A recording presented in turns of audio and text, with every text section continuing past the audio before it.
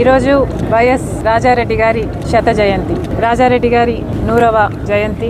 రాజారెడ్డి గారిని ఈరోజు తలుచుకోవడానికి, నివాళులు అర్పించడానికి ఇక్కడికి రావడం జరిగింది. రాజారెడ్డి గారు అంటేనే ధైర్యం, సాహసం, పట్టుదల లాంటి పదాలు గుర్తొస్తాయి. సాహసానికి మారుపేరుగా నిలిచారు రాజారెడ్డి గారు.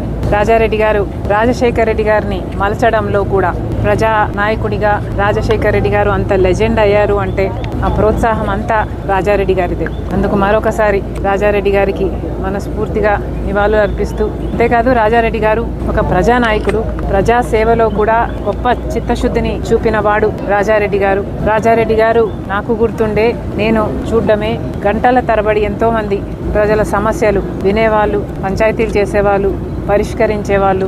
రాజారెడ్డి గారు ప్రజాసేవలో హాస్పిటల్ కట్టారు, పాలిటెక్నిక్ కాలేజ్ కట్టారు, degree college, junior girls college, ఇలాంటివి ఎన్నో చేశారు రాజారెడ్డి గారు. అలాంటి వాడు నిజంగా ప్రజానాయకుడే. ప్రజల గుండెల్లో ఇప్పుడే కాదు చిరస్థాయిగా నిలిచిపోయే వాళ్ళల్లో ఒకరు వైఎస్ రాజారెడ్డి గారు. మరొకసారి ఆయన సాహసాన్ని, ప్రజాసేవలో ఆయన చిత్తశుద్ధిని, ఆయన ఆడబిడ్డలను చూసుకునే విధానాన్ని, అన్నిటినీ మరొకసారి తలుచుకుంటూ ఆయన ఒక స్ఫూర్తిగా నిలుస్తారు. మా తరానికే కాదు, రానున్న ఎన్నో తరాలకి అని చెప్తూ మనస్ఫూర్తిగా నివాళులు అర్పిస్తుంది.